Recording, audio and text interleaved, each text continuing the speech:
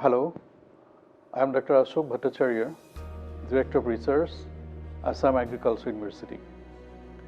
As you know, we have a Atal Incubation Center in the name of NEET Hub at Assam Agriculture University Jorhat campus. The main motto is to promote the entrepreneurs, maybe at different levels of their understanding of their business. And just to promote them, we have already 2 batches of such entrepreneurs, and 12 of them have been qualified for some grants from Government of India. Now the biggest challenge probably in the field of agriculture in a country like India is to engage the young entrepreneurs to translate agriculture into agribusiness. The widely publicized doubling farmers' income by 2022 has got a lot of meanings, and one of the most important meaning is the bringing business to agriculture.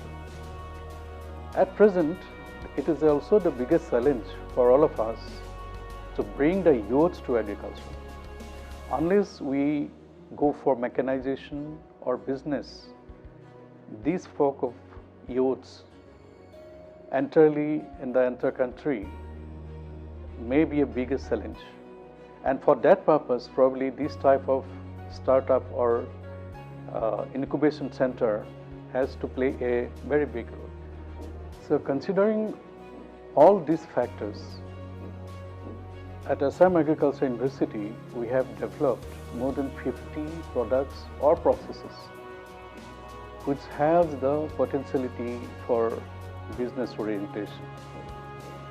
Already we have invited expression of interest to have an understanding between Assam Agriculture University and the NGOs or self-help group or the companies concerned to take all these like some products or process for business mode. And there is a very good response from all over. Considering the fact that the entire northeastern region is going to be an organic hub not only for the country but as a whole entire Southeast Asia.